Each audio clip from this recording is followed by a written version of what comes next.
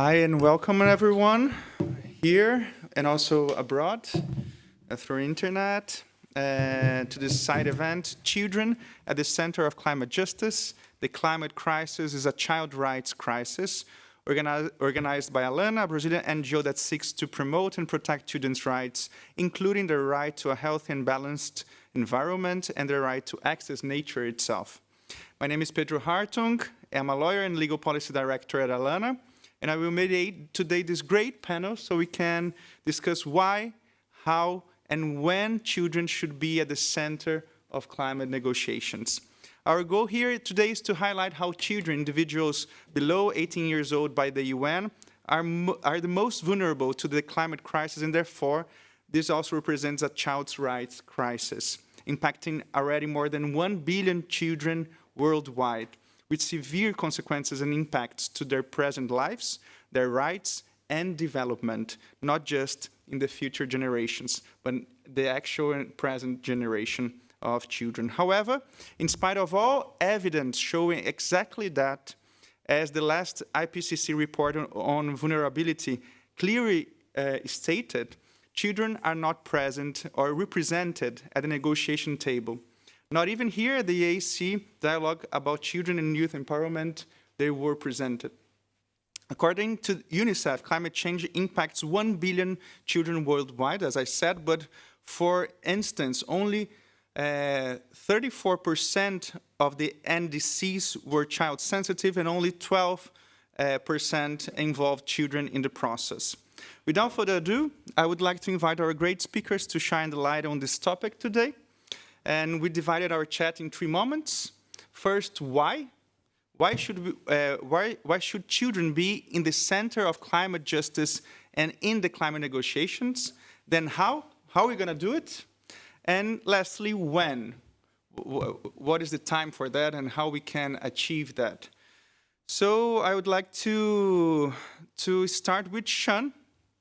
And you, as a part of the Secretariat of Children's Environmental Rights Initiative, CERI, who is helping to shape the discussions of the new UN Children's Rights Committee General Comment 26, among other important projects. Tell us, Sean, a little bit about the panorama of why children need to be included in the climate negotiations. Why are children most affected by climate change?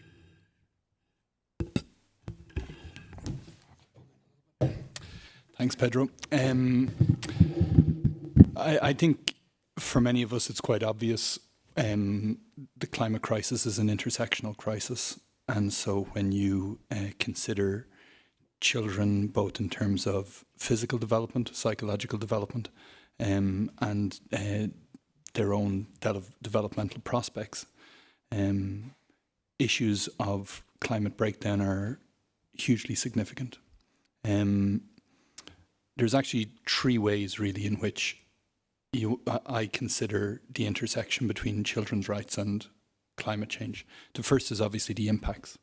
Climate impacts will impact upon children's rights across the whole gamut of rights, whether it's the right to life, the right to water, the right to education, the right to health, and now the right to a healthy environment. But then more importantly, I think climate action that is blind to children's rights will result in, at worst, very negative social outcomes. And we've already seen that where the supply chains of certain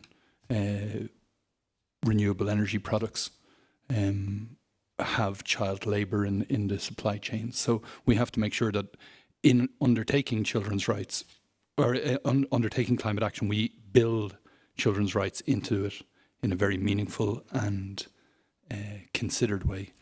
And then finally, obviously, there's, and you touched on it, it's the agency of children. Like, I've been coming to the World Conference Centre here in Bonn for 8 or 9 years now, and it wasn't until the children really mobilised, and we saw Fridays for Future, and we saw the school strikes, that the world attention switched to the climate crisis. So there's those 3 lenses, I think, and that's how we could look at it: the impacts of climate change itself, the importance of children's rights in shaping climate action, and then the importance of children's voice and agency in enabling the transition that we need to survive. A great point, and it's important also to highlight how all the impacts that they suffer right now will be continued to have along their lives, especially for non-chronic diseases and all other important aspects of their lives and constraints on their rights and violations. So, but according to that, we are dealing with children, isn't it, Yvonne? And they are real people, although we don't live with them sometimes.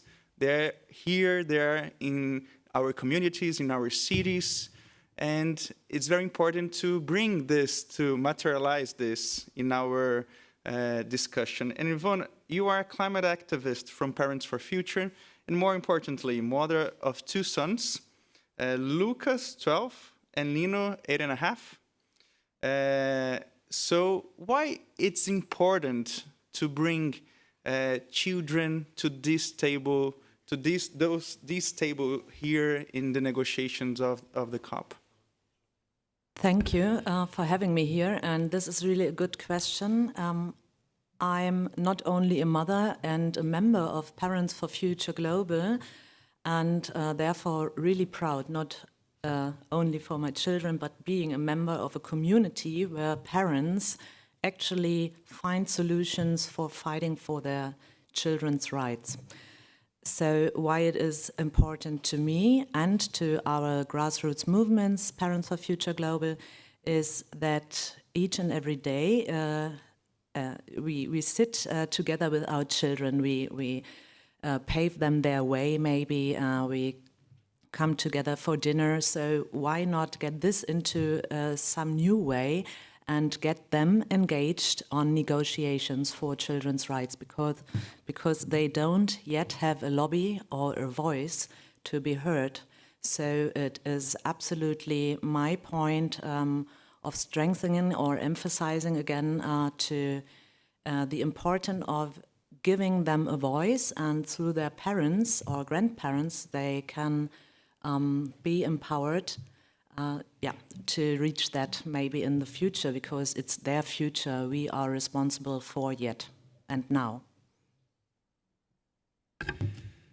You are responsible as a family, but we are also as society and states. So, and children, they represent 1/3 of the population. So they need to be represented in these discussions. The importance of children is not just from the perspective of vulnerability, but in itself in democracy, because they represent 1/3 of all human beings. So it's essential for a democratic process that they be contemplated in all discussions. And Natalie, our economist here also, and that knows everything about finance and all the complex discussions that we are having about loss and damages and everything. As a youth fellow in finance with the United Nations Climate Change High-Level Champions Team and part of UNGO, why should they come first, all this finance and funding for children and youth? Especially when we talk about mitigation, adaptation, why we should bring those resources first for children and youth? Yes, so of course, children and youth are the most vulnerable to the impacts of climate change, and we will be feeling the impacts of what's happening today in our futures.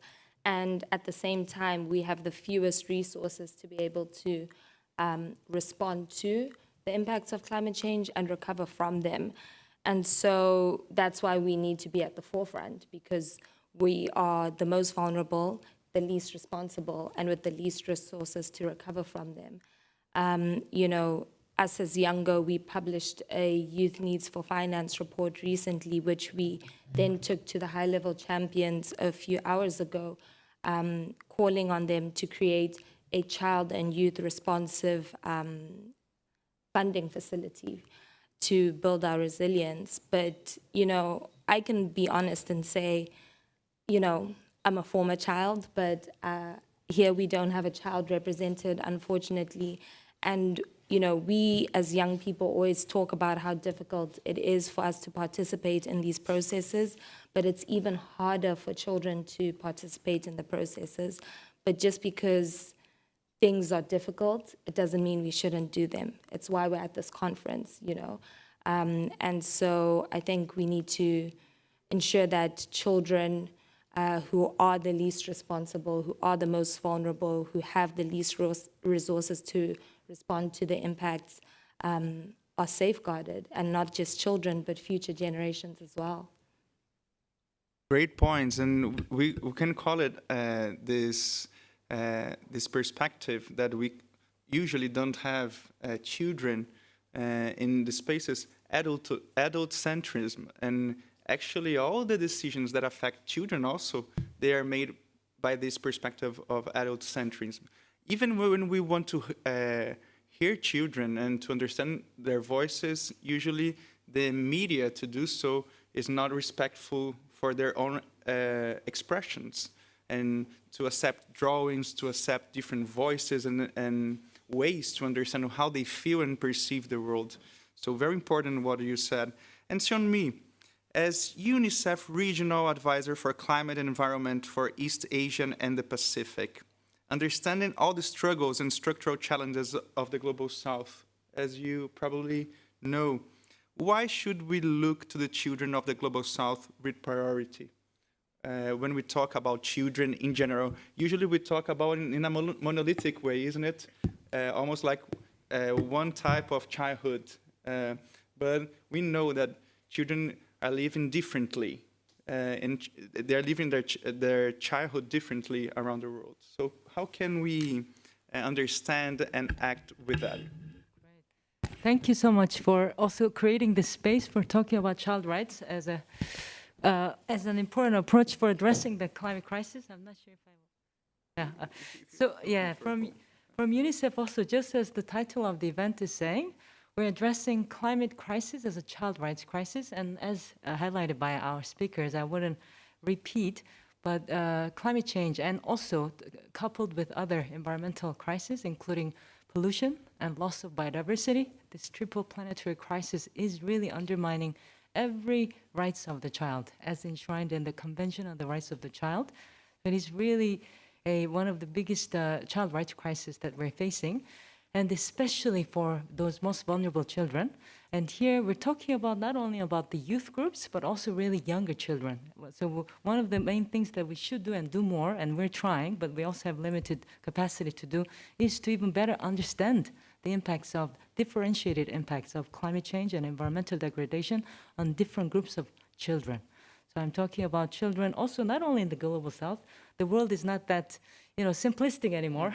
We have a lot of pockets of poverty, social exclusion in many of our developed economies, but also, of course, most importantly, in least developed countries, small island developing states, Africa, and other, especially countries in conflict and fragility.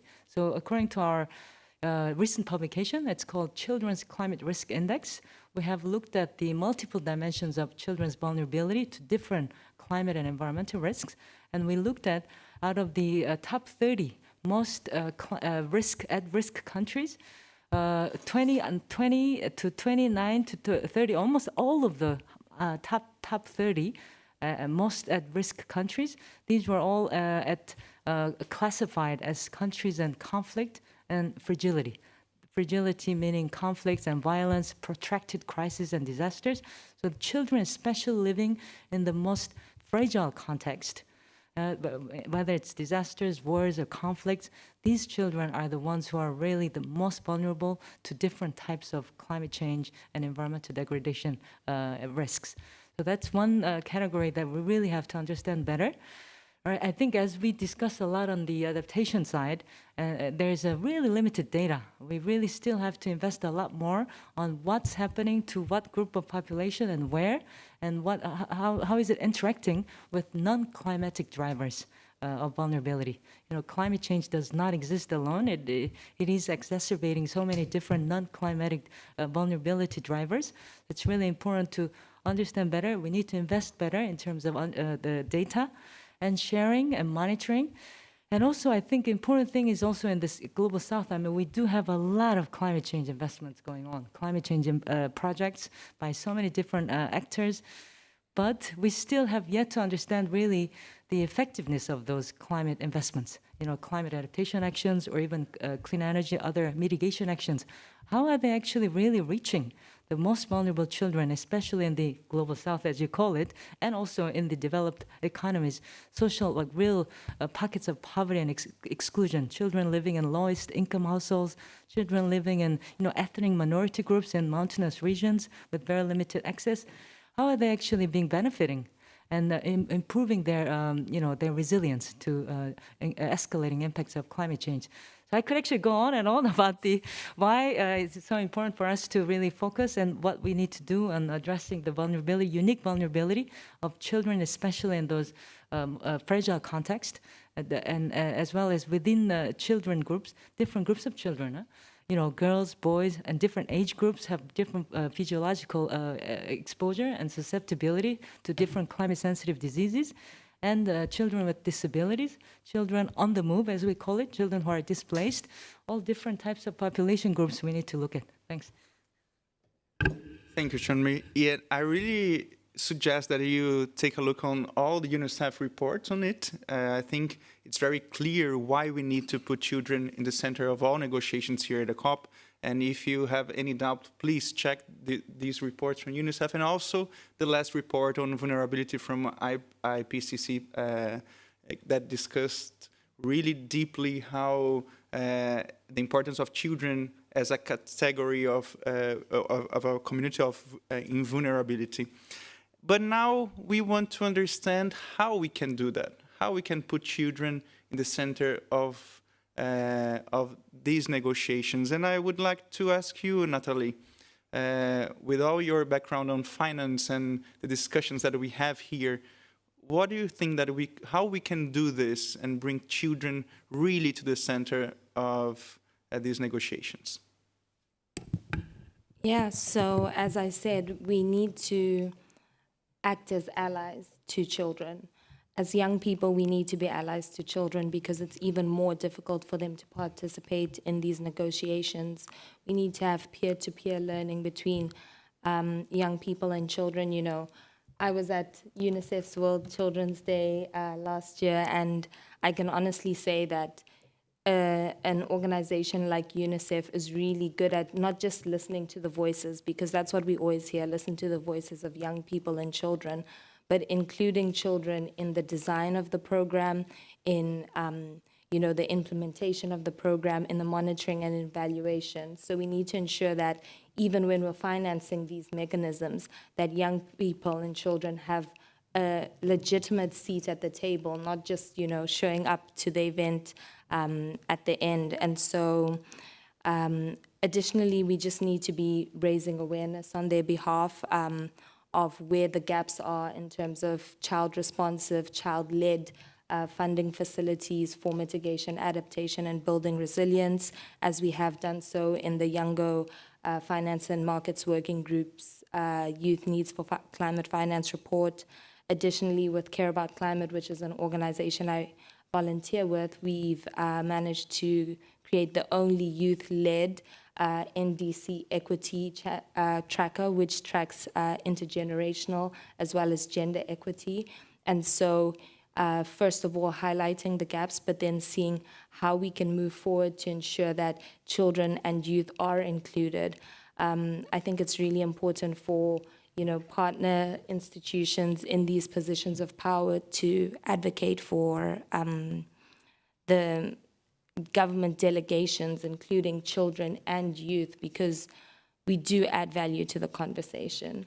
And, you know, we've also been, again, sorry, I'm saying UNICEF again, we've been partnering with UNICEF in the high-level champions to create the first child and youth pavilion at COP27. You know, there's been a methane pavilion, but there's never been a child and youth pavilion. And so just partnering and coordinating to ensure that we can drive action at the required pace and scale to secure the future of children and future generations.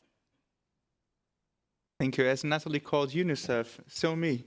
how we can do that, how we can bring to the policy makers and decision makers these very important topics and arguments that we need to bring children to the center of all negotiations.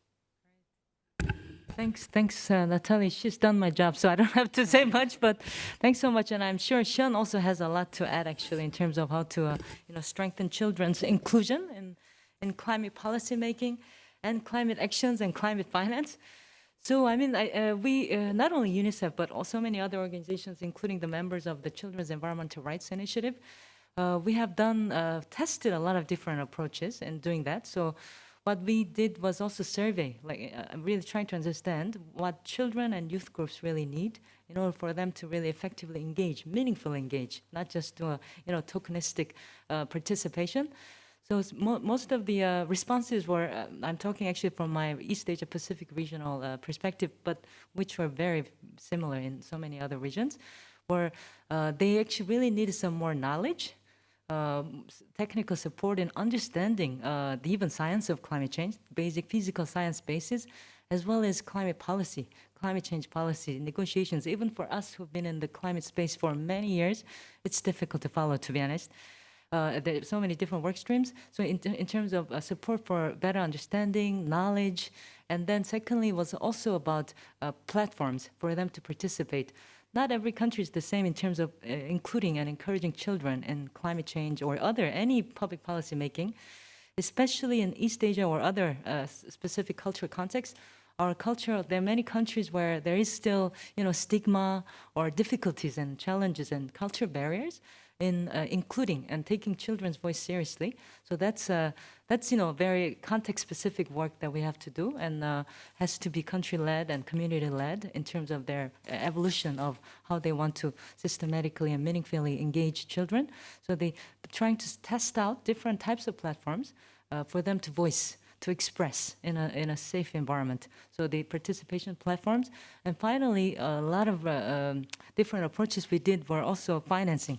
They really, children, even very young groups of children, very, very innovative. I'm really, every time we work on trying to gather some ideas on real local climate actions, they're full of amazing ideas, innovations, but they actually need resources as well. Technical, but really financial resources for them to test out or buy, for instance, air quality monitoring equipment, which we did, for instance. So financial resources to support them, for them to test out and lead their own actions on the ground. So these types of different support we really need to continuously provide. I think in terms of climate negotiations specifically, when I was, at UN Environment Program or UNDP, we actually provided a lot of capacity building support to negotiators, African group of negotiators or different adult negotiators. But actually, it would be really important for us to also include systematically this negotiations capacity building to youth groups. Like there are some programs, but it has to be much more expanded, and even for younger groups, for instance, high school or middle school students, for them to actually influence their country's negotiations position, their country's position to the climate negotiations, and also see the implications of what's happening in the multilateral climate negotiations. What do they mean actually for them, for their rights right now and in the future? So specific, tailored negotiations capacity building for different age groups could be also very useful. Thanks. And if I can just come in on the financial mechanisms, there's all these commitments that are made, and, as young people and children, we call for moving from commitments to action. But I don't think we lack in commitments. I think we lack in appropriate commitments and the deployment thereof. So sometimes it's not appropriate for a child or a youth project. Sometimes our projects aren't attractive to private sector capital because of, the small scale nature of it, or they're not willing to take on the risk. So it's not just about making commitments, but making appropriate commitments for the various contexts that were mentioned. Great points, thank you. And Yvonne, families, they are intrinsical parts of children and childhoods, and how you as a parents movement are planning to bring your resources and efforts to the table for the negotiations at COP? We have several ideas, but the latest one was presented at Stockholm 50+. It was a fossil fuel non-proliferation treaty letter written and designed by the Parents for Future Global. And therefore, each and everyone can start today to, I will invite everybody to sign as an individual or as a group. So this is one possibility how we as a huge group of parents or grandparents can try to implement or to implement some steps for on the wider range for maybe communities or even governments.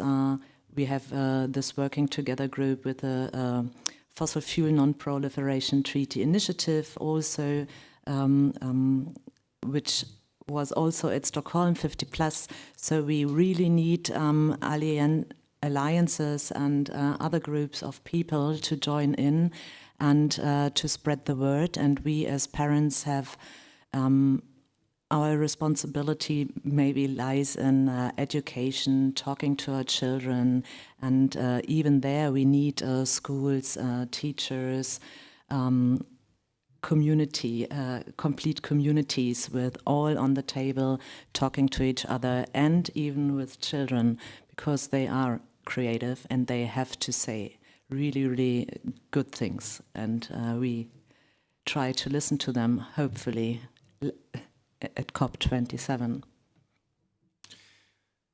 Sean, how are we going to do it? You came here like since 9 years ago, as I said.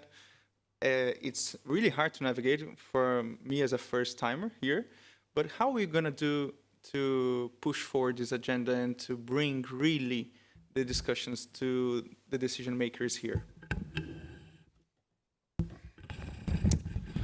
Thanks, Pedro. There's been quite a bit said already that covers a lot of these topics, but I think we have to recognize a few things. First of all, no climate action happens here in the negotiations.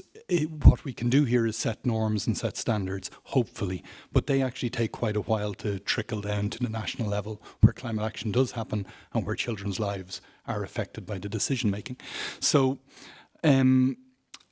if you'd allow me, I just step through the two levels, the multilateral level and then the national level, and maybe even the local. So at the multilateral level, what this process can do and what other processes we've mentioned, UNEA and Stockholm Plus 50, you've got the General Assembly and the discussions underway there where the UN Secretary General is proposing a new special envoy for future generations and potentially the repurposing of the UN Trusteeship Council as a vehicle for intergenerational equity. That's a really interesting move, which we should dovetail with. In Geneva, we have, which is a very exciting development, the drafting, as you've mentioned earlier, of a new general comment on children's rights and the environment by the Committee on the Rights of the Child. That will be published next year, and it will be authoritative guidance to countries on how to protect children's rights in the face of environmental breakdown and climate change. That's very, very important, and maximising the impact of that will be very important, and that's where this process can play a significant role. If the parties were to create a home, it could just be a capacity building workshop within the under the UNFCCC, such that the parties here who are the environmental and the Department of Foreign Affairs of their various countries can learn from what's being done in Geneva and from a human rights perspective or from a child rights perspective. That will be the type of cross-pollination where we would begin to set the norms that are necessary to advance this agenda. And I think that's a really, we are aware of the need for cohesion across the UN system, and so there's a real opportunity for two processes to come together, similar to what happened with the Geneva Pledge for Human Rights and Climate Action before the Paris Agreement. So that's one opportunity. That's the multilateral level.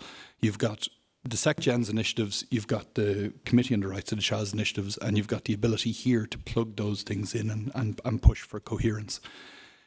But it only matters if it trickles down and reaches the national level. And that's where I think, like, it's hard to say because the negotiations are very technical, but we haven't done a good job of translating what happens here into normal conversation that people can understand. And so there's some very simple techniques that could enable that. For example, if we created child-friendly explainers of every decision that's taken at Bonn, or in Egypt or future COPs, not only would you allow children to understand the process, you'd allow a lot of adults to understand the process as well, and a lot of journalists and a lot of... So I think that's a bit of a no-brainer and something that should be looked at. That doesn't need a decision here. That could be done by an organisation willing to take on that task. That's one. There's more than 30 countries have signed, ourselves and Youngo and Unicef have the Declaration for Children, Youth and Climate Action. More than 30 countries have signed up to that, and that's a framework of national level actions. You can find the full declaration on the Unicef website, but that's national level actions that can be undertaken by governments in order to better enable the types of capacity building or financing or inclusive measures that we've been talking about.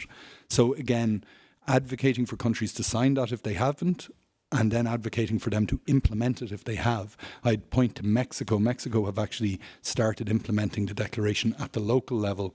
It's very exciting what they're doing, and it gives an example of what can be done if you really take this seriously. But then just to finish up quickly on how we move forward from here, there's not that many state parties in the room right now. It's difficult to get state parties to a side event, but even if they weren't negotiating, it'd be hard to get them to a room, because I don't think this agenda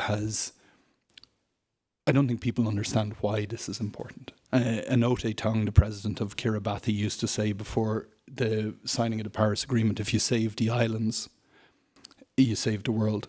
And that's true. And the same could be said for the children. If you save the children, if you save them in a way that is empowering and inclusive and gives them not just the opportunity not to suffer, but actually expands their capabilities, then we get out of this catastrophe in one piece. But the final point I'd make on that, and this comes back to how we get to a decision with state parties, is it has to be very clear, whether you're talking about intergenerational equity or children's rights, that this is not prioritising the rights of rich children, as we've heard from a number of the panelists, over the present day needs, so the future rights of rich children over the present day needs of the majority world. And so to achieve that and to have a coalition of countries leading on this agenda, it would be nice to see it emerge from all corners of the earth and not just Europe and the US, etc. So.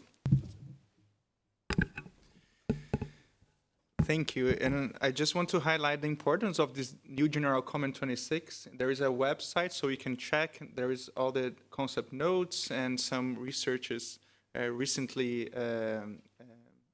done. And another very important point that what you said reminds me the importance also of non-state actors and how we need to engage corporations in the discussion. There is another pledge from the International Chamber of Commerce about children's rights and climate. And I think it's a very important initiative, so we can link different actors in the discussion, especially corporations which are very responsible for all some issues that we have around the globe. So thank you, Shan. And now, lastly, we will understand a little bit about timing. When we can have this done, and after why and how, when we can really sign on all what you all said about the negotiations, although it's very hard to, as you said, scale down to the national, to the territory where children live. And Yvonne, time is very precious for children, especially because they are growing up, they're developing. So they, all of us were children once, and then for one day, 18 years old comes, and what happens? So what you are expecting as a parents' movement about the time? To what we need to pressure to have this time right? That's a new perspective, the time limit, but I just put it this way. You can start after this side event. Each and everybody can go out, spread the word, and start now. On the long run, we heard it from you, we need a timeline, even as a Parents for Future global movement, working together or commingling together with other partners, maybe funders. We need more time, that's clear. Even because we are a grassroots movement, we don't have any money, so we really do it on our spare time. So it would be great as a parents or grandparents movement to get engaged with other groups maybe. And get a more professional way of timeline, how to deal with time if we want to take proper action, which really has an impact on child's rights. Thank you. Natalie, what should we do with the time that we have?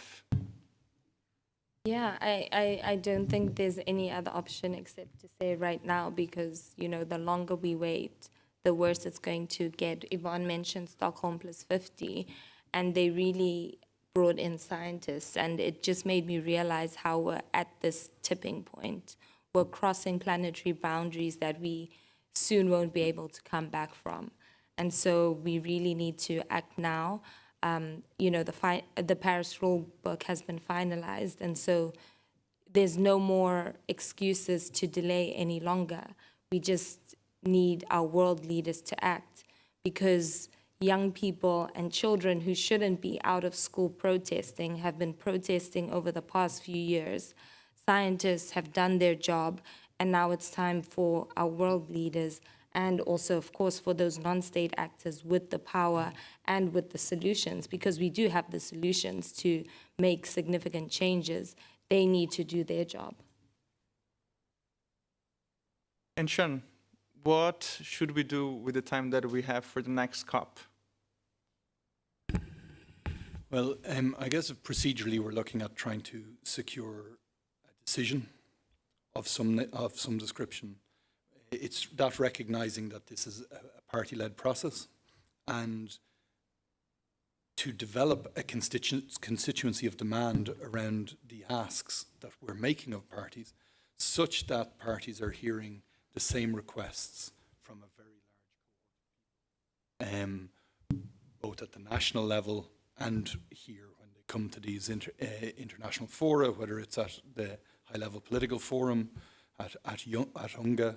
These are the milestones that we'd have to hit in order to build that awareness of the opportunity for a decision, what it could contain, and hopefully we would see some states emerge as leaders in championing this agenda, because it's a pretty positive agenda to be championing.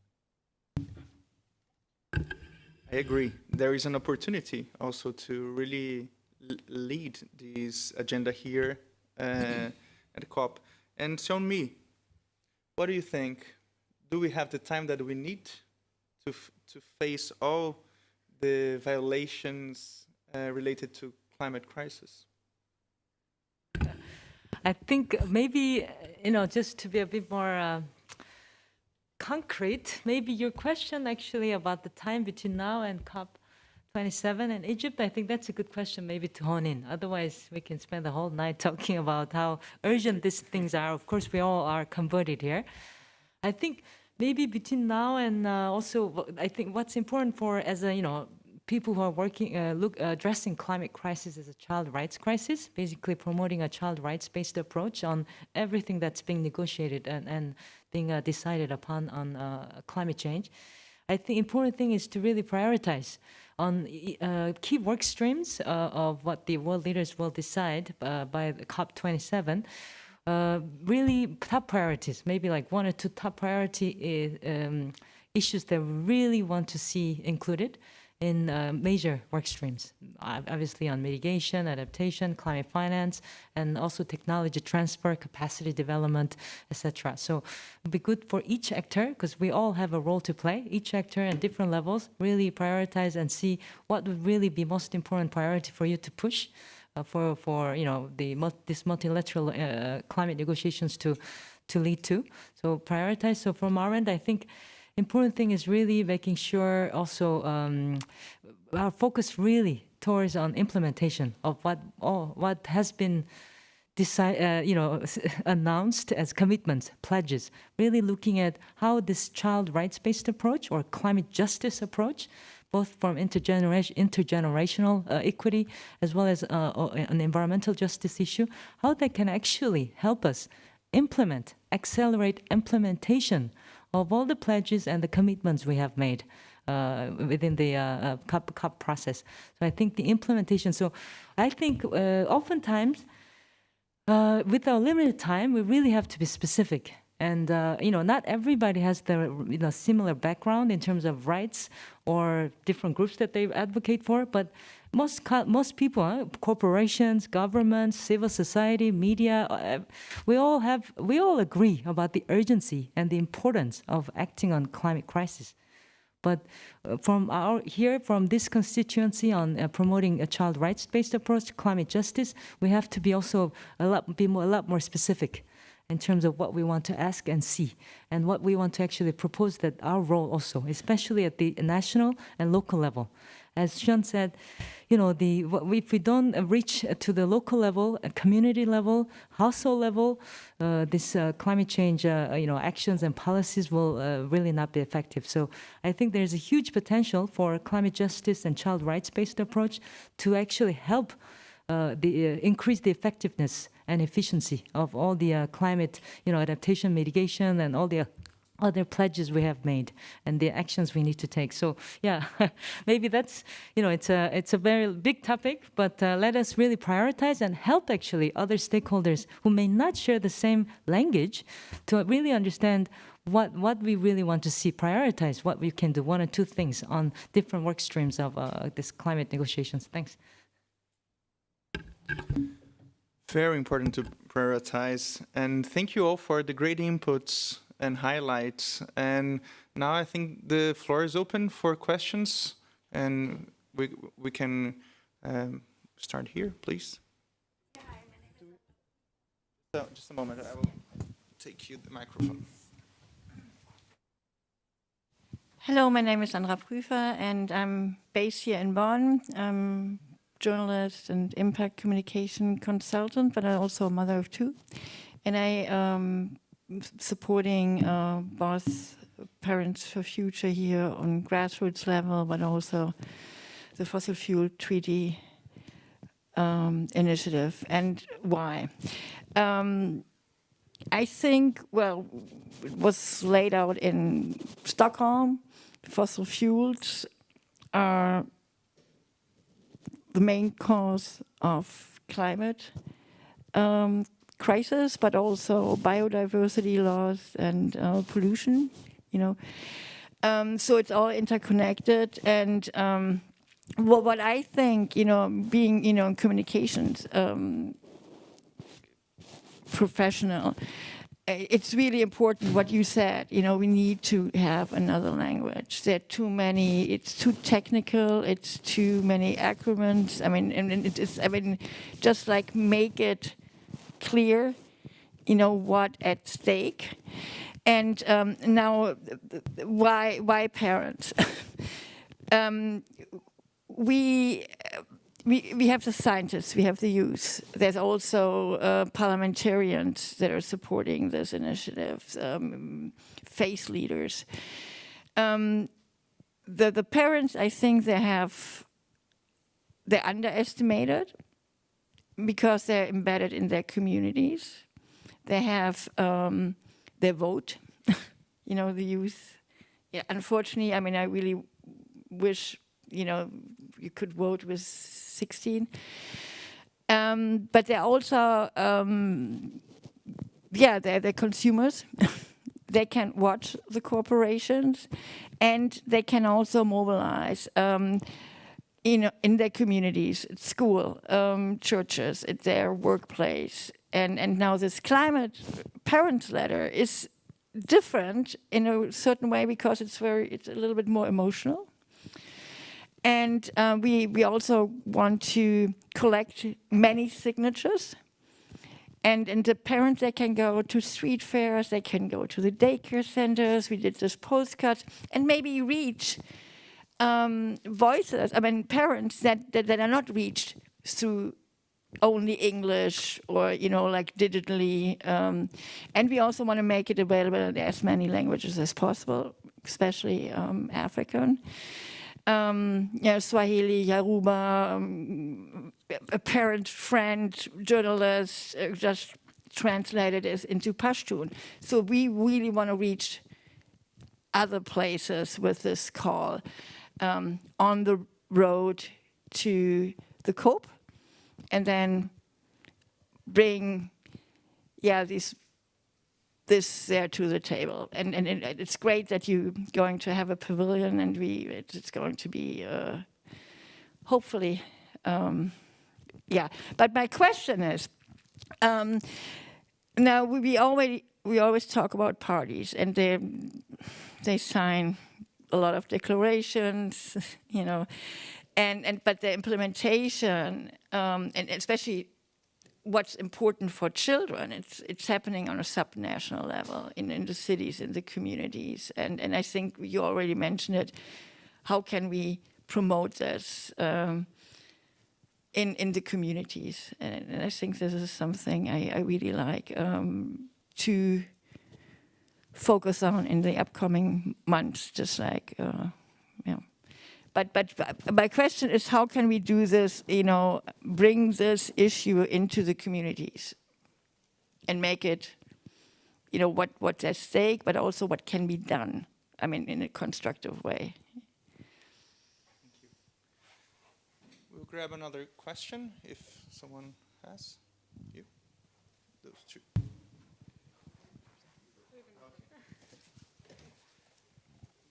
I have a question which I don't really know if this falls perfectly under the title of this event, but I just thought of it during the panel, and it's more related to mental health of children, which is a big issue which I noticed because I'm 16, so I think I fall under the title of a child for the UN. And with my friends and with myself from personal experiences, I believe that mental health and specifically climate anxiety poses a serious threat for people getting involved, because a lot of people just get kind of paralyzed when they have to deal with climate change. So I guess my question is, like, how would you approach this in the next few years, and what can there be done to get people to get involved in the first place?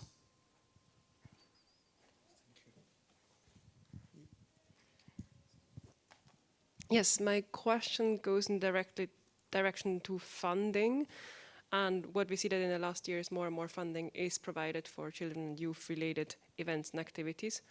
Yet very often it's not really coherent, and it also doesn't really trickle down into what you mentioned in the national implementation. Very often it's kind of some showcasing here and there, a youth here and there, and then it's done, and in a very tokenistic way.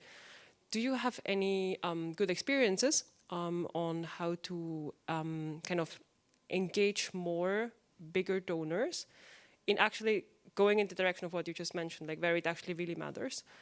Because very often I think the ones with the money also do not understand the process as well, as we just talked about journalists, right? When we talk about child-friendly versions of the negotiations, it probably also would help some of the donors. Just wanted to know if you have any good examples, because unfortunately I see more bad examples than good examples. Want to start? Please. Just jump in.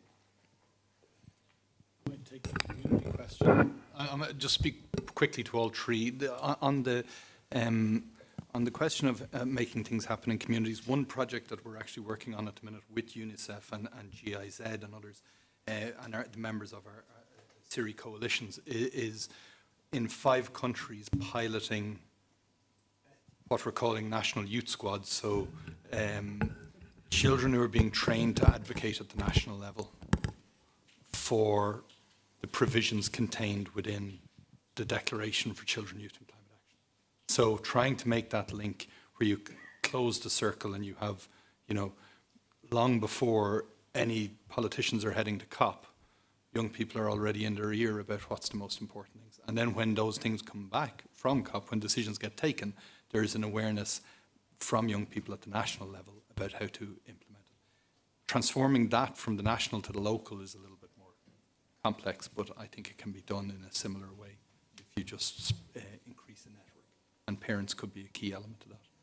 Just quickly on the mental health, I think, obviously it's a huge issue. One thing that strikes me about, I think we should all be having a mental health crisis if we were paying attention to what's happening. It's so stark.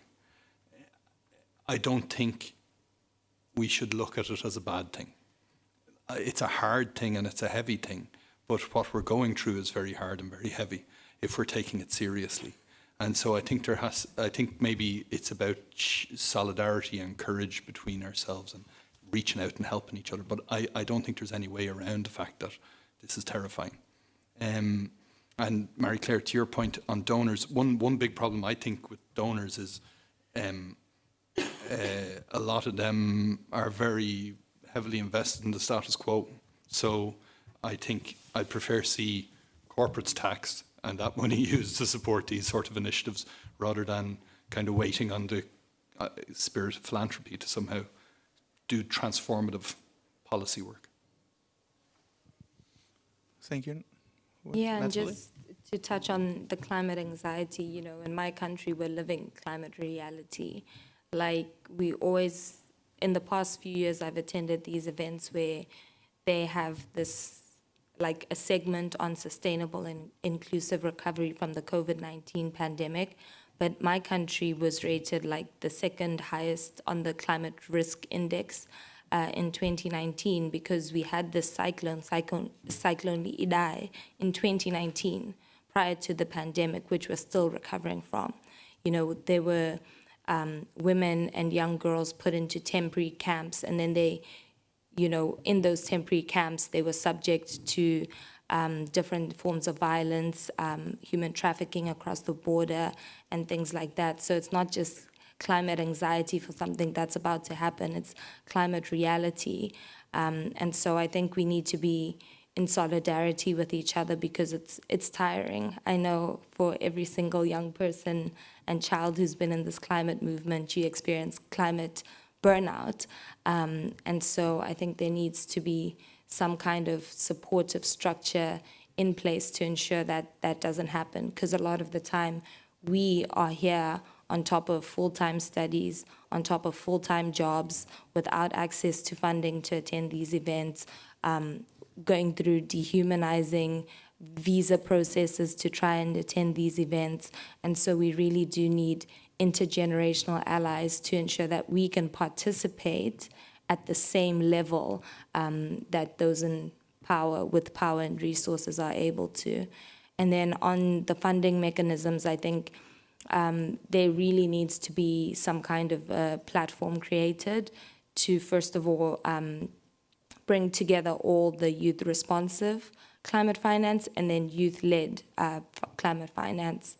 So some kind of a mapping activity, which of course the Younger Finance and Markets Working Group is working on, but also ensuring that it's appropriate for the different contexts that were mentioned earlier, because of course youth is not a monolith, but sometimes they like to treat us like we are. We all have different experiences. So ensuring that the funding is really appropriate, because I really don't believe there's not enough funding committed. I just really believe that how it's deployed is very inequitable. So we need to ensure that we can gather that type of child and youth responsive funding.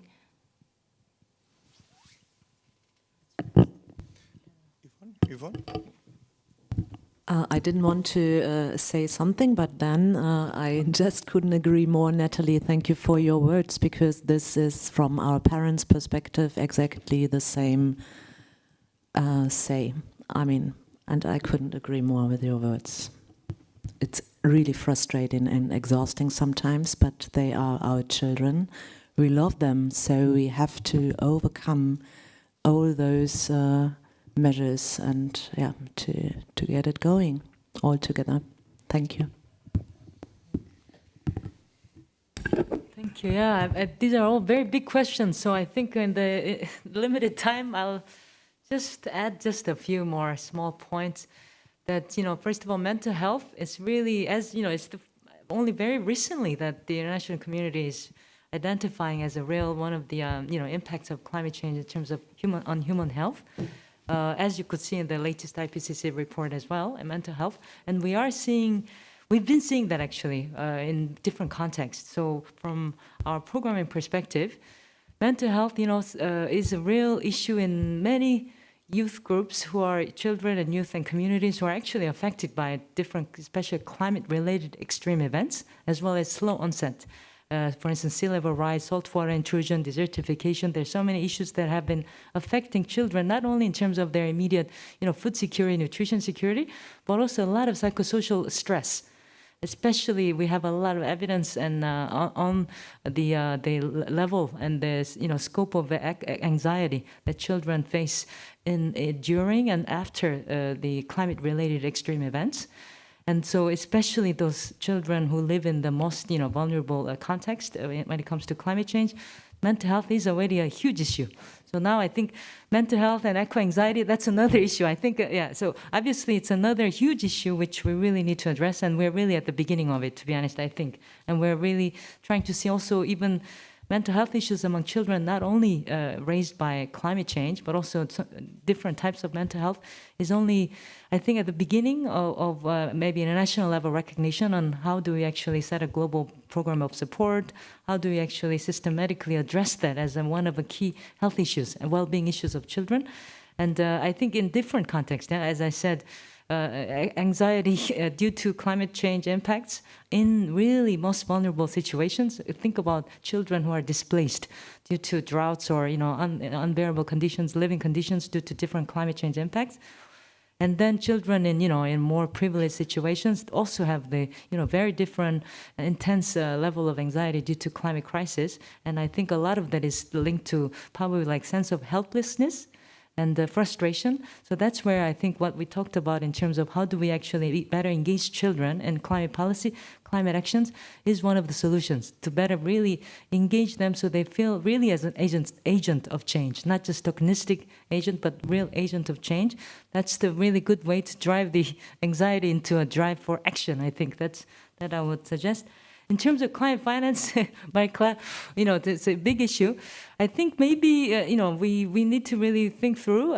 Some of the things we should think through is about establishing more dedicated funding streams, funding windows from big public climate funding mechanisms or other private sector funding mechanisms, funding windows that are really dedicated for supporting youth-led, child-led climate actions. And I think there's some from mostly projectized small level initiatives, but it's not really being done systematically, so it'd be great, it could be just, for other big climate funding mechanisms that could actually have a dedicated funding window. And then I think what's important is also looking at maybe more like also harnessing the innovation capacity of youth and children in terms of innovative financing mechanisms, because we still have to do a lot more, learn a lot more. What do we mean by innovative financing mechanisms? What kind of innovative financing mechanisms really work? And that's where probably youth could also play a much bigger role than older adults like me, and that would be really good. Other than that, just to finish my thinking about the climate finance and children and youth, is also at the local level. We've been actually working quite a lot, at least at the UN, on making sure strengthening local government financing capacity, especially for climate change. Example can be intergovernmental fiscal transfer, or how the central government transfers their tax revenues and fiscal resources to local governments. And local governments, we have been testing some performance-based climate grant, for instance. So local government funding mechanisms should also systematically include child or youth-led action support. I think we should really look at not only this whole multilateral international level climate funding mechanism, but also all the way down to the local level. Community-based local level funding mechanisms are very important to reach those, especially children in the most vulnerable and marginalized context. So can I actually, you just made me think of a question that I have for you. What do you think children and young people should be doing right now to prepare ourselves to engage in this, to advocate for ourselves? If you can give us a golden nugget of wisdom. Your question made me, think of it. I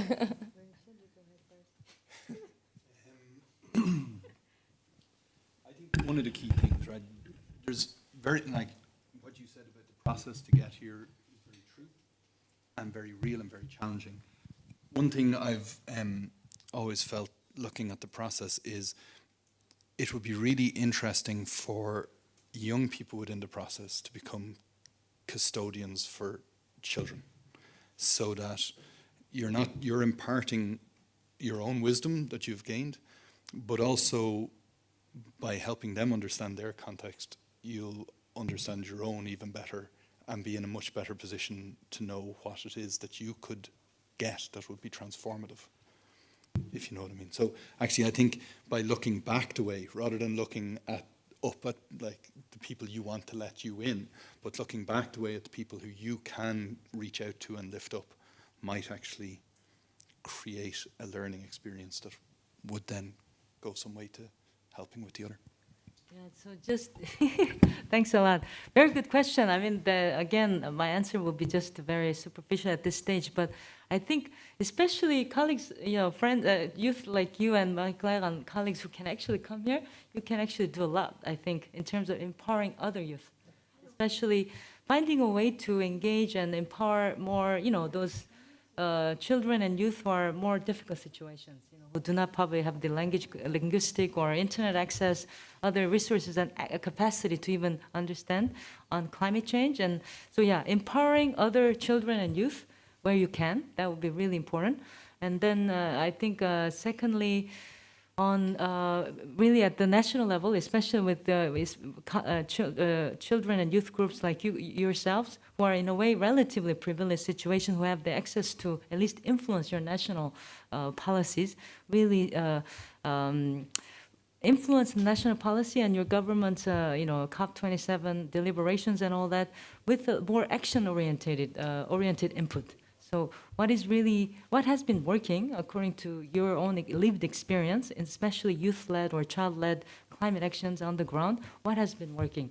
And really trying to engage with more those kind of actions, action-oriented asks, and really showing the evidence, and this is how we can do. Because adults and parties to the negotiations, corporations, all of us actually need also some more guidance and information, and how actually we could design and deliver climate actions in a more child-friendly and youth-friendly way. We're still learning about it, so it'd be really important for you to really share your own ideas and experience on what worked and what didn't. Thanks. Thank you. My time? I think we will use better our time if let the audience. I can also think about it a little bit more.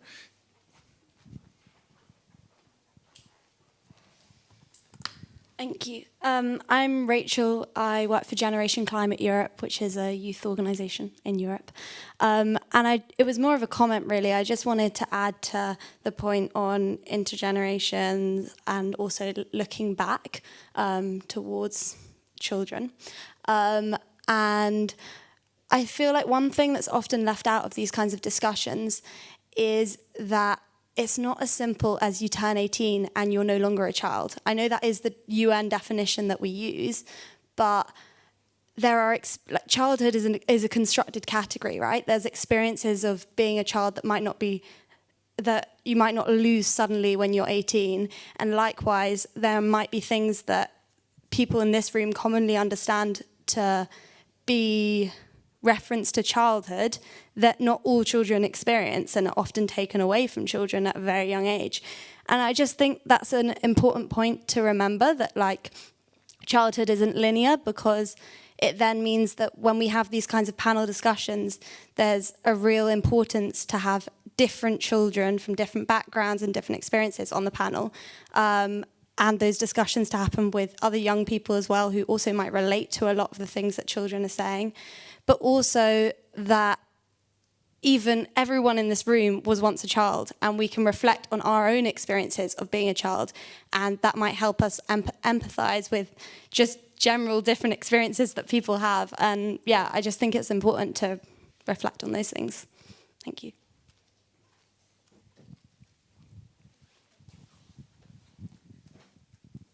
Thank you very much. I just wanted also to make a comment to respond to your question, what can young people do? I feel that there's a lot you can do. You could, for example, lobby the country delegations and talk to them about this issue. For example, right now, there is a discussion or negotiation going on the global goal of adaptation. And to me, this feels like such a low-hanging fruit, because you cannot talk about a global goal and adaptation without talking about vulnerability. And when you talk about vulnerability, there is differentiated vulnerability that's basically pretty universal across the globe when it comes to, for certain categories such as children, and especially children at intersections. And so I think this is something that has the potential to really contribute to the discussion and advance humanity, really. This isn't one issue, this is the whole issue, right? I'm actually with the Adaptation Fund, and just wanted to make a comment that it is very true that the funds have not really taken on board this issue. And I want to say why, because we don't have the guidance and the mandate to do that. So that's another thing that could change. And, you know, myself working for such a fund, I'd be very happy to. In fact, we can already fund projects that are focused on these issues, but the projects that we receive have to be endorsed by the countries. And so because of the country-driven nature of programming, we can't just come up with, okay, we'll put this money aside for this particular issue. We don't decide, it's the countries who decide. And we get the guidance because of, as a result of the negotiations. So there are limits as to what we can do. Having said that, when we see that on a technical level, it makes sense, and I'll give you an example. We certainly try to include youth, children, other categories such as especially vulnerable categories, such as, well, the whole list, you know, whether we're talking about women or indigenous people, et cetera, et cetera. There is a vehicle that the Adaptation Fund has established. It's called the Adaptation Fund Climate Innovation Accelerator. And the idea is to support innovation, because in order to come up with effective solutions, we really need to speed up innovation in adaptation. And the idea was also that, well, youth are not just the potential beneficiaries, but also agents. A lot of energy and ideas, and of course the new perspective come from youth. So they have a special role in this program. We have been in touch and reached out to them, and so and they're of course able to apply. And we have some grantees who actually are young, and so on and so forth. So I do want to sort of give some ways of how we could together grow this. And I do want to assure you that at least the people, my colleagues at the funds find these kinds of issues, we're just waiting. We're just, waiting for the occasion to really make a big leap when it comes to this.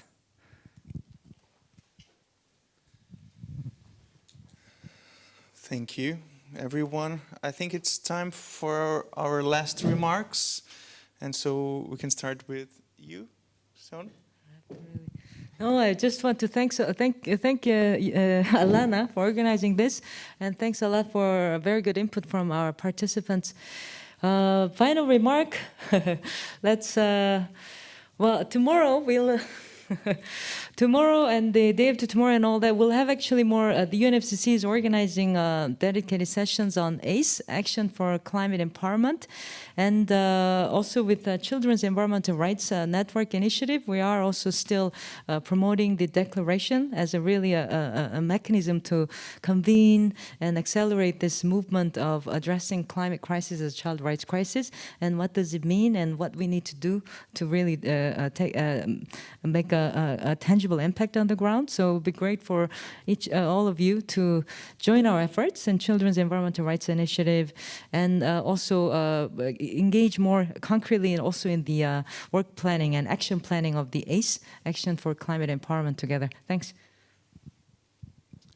Yeah, I just echoed that. Thanks to Alana for putting on an event like this, and for people for showing up. It's been a long day for everyone, I know. So a couple of concluding remarks. Definitely look up the general comment, go to the general comment website. If you just Google general comment 26, you'll get it. And also take a look at the Declaration for Children, Youth and Climate Action. And if the list of signatory countries is on the UNICEF website. If your country hasn't signed it, maybe send off a couple of letters. Just on the piece on the adaptation fund, I think it's exactly that we need to do, is figure out who knows, whether it's funds or other mechanisms, other response measures, and get them to scope out a little bit a position that would change, that would push things forward, and then allow a constituency of demand of civil society and others to grow around that and push it through. It would be I think it would be very exciting. Similar things happen around the SE for All and the people-centered accelerator for that. So yeah, I think it could be very interesting to scope out exactly what's needed. Yeah, so I think I would implore, all the, I don't know how to describe them, all the generations to really see children and young people not as, victims, just, vulnerable people, but people who you can partner with, collaborators with, who add value to the conversation, not just to the conversation, to the implementation, to the monitoring, to the evaluation, and to ensure that we're included every step of the way. Thank you. So, because all we love our children, it's just my last sentence, and respect our children, even if we don't have them yet. For example, we should respect and love our planet and our Earth, and that's really the most important thing, and even for our work as parents, to get this really into your heart, to let it into your heart, then the action is coming. Thank you. Thank you. It just also to add to what you said, what I think is very important in this long run, that we remember that it's also a right to access nature and to have nature around us, especially in the city. So one thing that I would suggest that all of us actually, not just children and youth, but all of us, to look to our cities and try to, not just the city itself, but the schools and all places, and to bring nature to bring green and outdoor spaces to our daily lives. And this is a challenge for cities in Latin America, in the Global South, and I think could be a very important action to really establish this connection that we need to have with nature itself, because we cannot take care of something that we don't know or don't have a connection with. So to have access to nature is a very important step to really fight, not just in the present, but in the future for mitigation and adaptation. So would be also my final remark. So thank you, all the panelists, and the generosity of bringing all these great remarks for us, and all of you also to joining us today. And see you around, and have a nice rest of the day. Bye-bye.